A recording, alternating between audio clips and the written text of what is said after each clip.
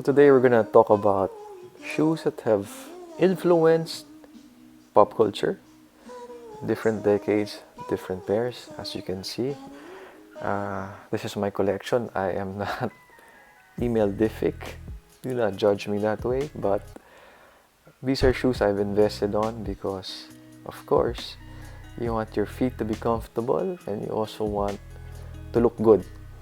So let's dive into it. So my first pair here is the Sperry Topsider, or what they call boat shoes. They were designed to equip both men when they're on their daily grind, not slipping. So I have also Sambas. Ito, sikat to nung 90s eh. Meron pang purple na ganyan eh. It came in parang corduroy or canvas material. Pero ito yung original, the leather ones. Medyo mahirap hanapin dati to. So, yan my threats. Pero bago lang to. Hindi to galing 90s. Sobrang linis. Kita nyo eh. Diba? Yung iba, parang labang tubig poso. As they call it. So, after siguro mga 15 wears or about 3 months, maganda rin kulay yan. Ito, K-Swiss. Ang bilis ng pacing.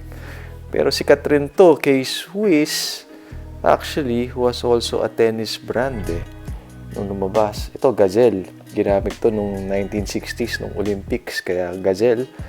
Because you wanted to run like a gazelle. Medyo magaang siya. Diba? Retro design. Ito yung Birks ko. Diba? Kita yung size ng paa ko.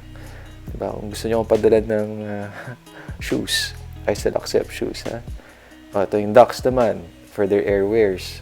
90s, the grunge era. Diba? We would wear these with black pants. Diba?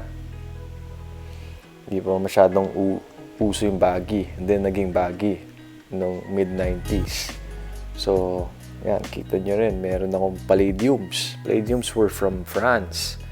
So, they actually were developing tires for aircrafts. And then they became a social phenomenon, no, for footwear.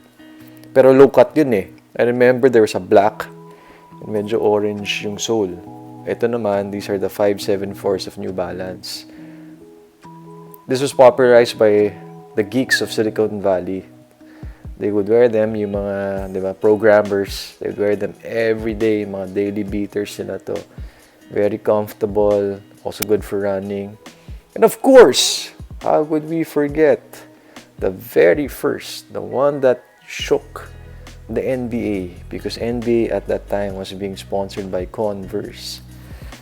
They created a commercial that the Jordans, the Jordan 1, this is a Velcro version, was banned from the NBA. Now, that's not the colorway, no, from the first Jordan 1, but this is the all-white version. So, yan, this is my collection that I would like to pay tribute to those generations, no? Pang Titos and Titas. Yan, that's the full family shot. So, yung mga nakaka-relate dyan, like and subscribe to our channel.